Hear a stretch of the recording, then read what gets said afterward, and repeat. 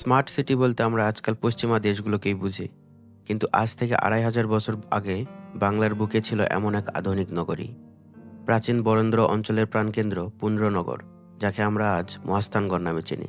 খ্রিস্টপূর্ব ৪র্থ শতকে এটি শুধু একটি শহর ছিল না, এটি ছিল পুরো উত্তরবঙ্গের সবচেয়ে বড় প্রশাসনিক ও বাণিজ্যিক রাজধানী। শুনলে অবাক হবেন, ২,৫০০ বছর আগে এই শহরে পরিকল্পিত পানি নিষ্কাশনের ব্যবস্থা ছিল।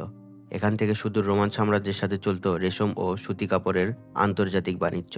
মৌর্য সম্রাট অশোকের আমলের একটি শিলালিপি এখানে পাওয়া গেছে, যেখানে পরিষ্কার লেখা আছে, দুর্ভিক্ষের সময় এই পুণ্ড্রনগর থেকেই সাধারণ মানুষের জন্য খাদ্য ও ঋণ সহায়তা দেওয়া হতো। অর্থাৎ ২,৫০০ বছর আগেই বাংলার এই শহরে একটি সফল ওয়েলফেয়ার স্টেট বা কল্যাণ রাষ্ট্রের ধারণা চালু ছিল। অথচ আজ আমরা এই ইতিহাস ভুলেও বসে আছি।